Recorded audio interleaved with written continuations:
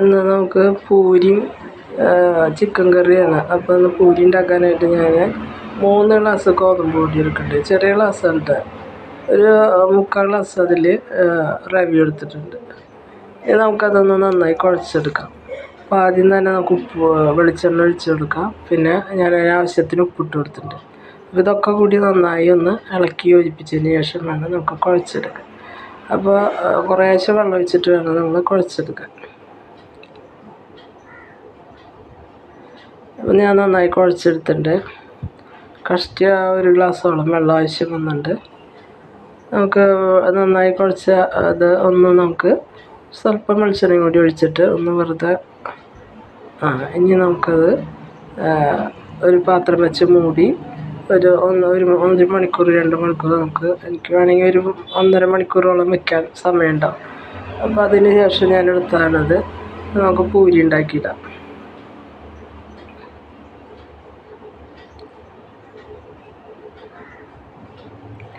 അപ്പോൾ ഇങ്ങനെ ഉണ്ടാക്കുമ്പോഴുള്ള ഗുണം എന്താ വെച്ചാൽ എണ്ണ ഇതിൽ പിടിക്കില്ല.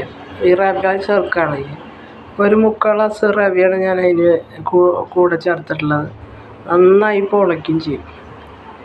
അപ്പോൾ കുറച്ച് നേരം റെസ്റ്റ് ചെയ്യുമ്പോഴൊക്കെയാണ് നമുക്ക് പൂരി നല്ല ശരിക്കും പൂരിയുടെ ഒരു അവസ്ഥയിൽ നമുക്ക് കിട്ടുക. അല്ലെങ്കിൽ ഒരു കനമുള്ള ചപ്പാത്തി പോലെ നമുക്ക് ഹാർഡ്നെസ്സൊക്കെ ആയിട്ടിരിക്കും.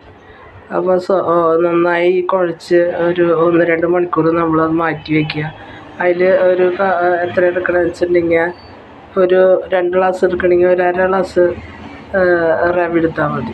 ഞാനിപ്പോൾ ഒരു 3 ഗ്ലാസ് എടുത്ത കാരണമാണ് ഞാനൊരു 3/4 ഗ്ലാസ് റവ എടുത്തത്.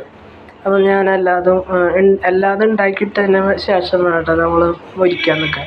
അല്ലെങ്കിൽ നമുക്ക് പിന്നെ ഉണ്ടാക്കാൻ പോകാൻ നേരം കിട്ടില്ല. അല്ലെങ്കിൽ പിന്നെ വേറെ ആരെങ്കിലും നമുക്ക് ഹെൽപ്പ് ചെയ്ത് തരണം. നമ്മൾ തന്നെയാകുമ്പോൾ എല്ലാതും പൂരി ഉണ്ടാക്കി വെച്ചിട്ട് നമ്മൾ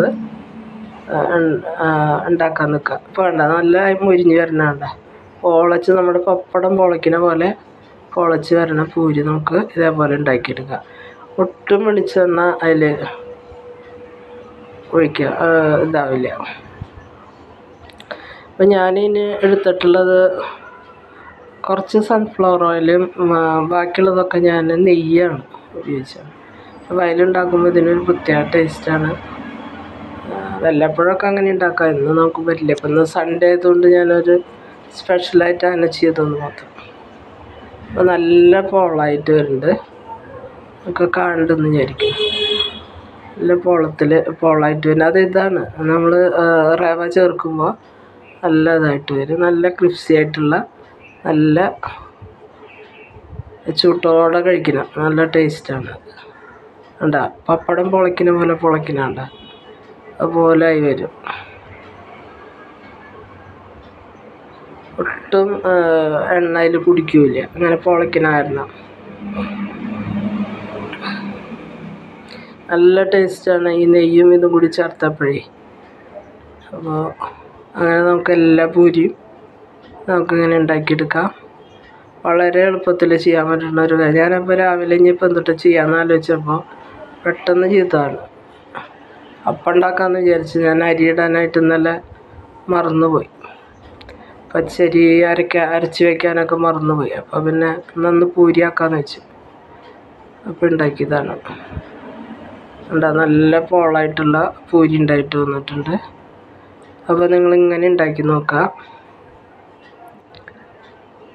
ആ കുഴയ്ക്കൊക്കെ അതിൻ്റെ പ്രത്യേകത ഉണ്ട് കേട്ടോ. ഇത്തിരി കുഴച്ച് നല്ല സോഫ്റ്റാക്കി എടുക്കണം. മാവ് പൊന്തി വരണണ്ട. ശരിക്കും നമ്മൾ പപ്പടത്തിൻ്റെ പോളയാണ് വരണത് കണ്ട. നല്ല രസമായിട്ട് വരും.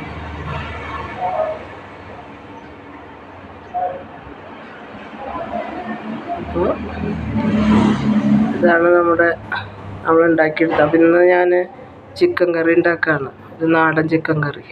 അപ്പോൾ നമ്മുടെ പൂരിയും ചിക്കൻ കറിയും കൂട്ടി ഇന്നത്തെ ബ്രേക്ക്ഫാസ്റ്റ് ഉഷാറാക്കാമെന്ന് വിചാരിച്ചു. അപ്പോൾ ചിക്കൻ കറി ആയി വന്നിട്ടുണ്ട്. അപ്പോൾ നമുക്ക് ഇന്ന് അങ്ങനെയാക്കാം. അപ്പോൾ നിങ്ങൾക്ക് ഇഷ്ടപ്പെടുകയാണെങ്കിൽ ലൈക്ക് ചെയ്യുക, ഷെയർ ചെയ്യുക, സബ്സ്ക്രൈബ് ചെയ്യുക. ഇങ്ങനെ ഉണ്ടാക്കി നോക്കുക. അപ്പോൾ അതിൽ റവ ചേർക്കുന്നത് കൊണ്ടാണ്. വേണ്ട പൂരി നല്ല സോഫ്റ്റായിട്ട് വന്നത്. ഞാൻ ഇത്തിരി കഴിഞ്ഞിട്ട് എടുത്ത കാരണം കേട്ടോ. എൻ്റെ ബ്രേക്ക്ഫാസ്റ്റാണ് എൻ്റെ അപ്പൂൻ്റെയും. ഇഷ്ടപ്പെട്ടാൽ ലൈക്ക് ചെയ്യുക, ഷെയർ ചെയ്യുക, സബ്സ്ക്രൈബ്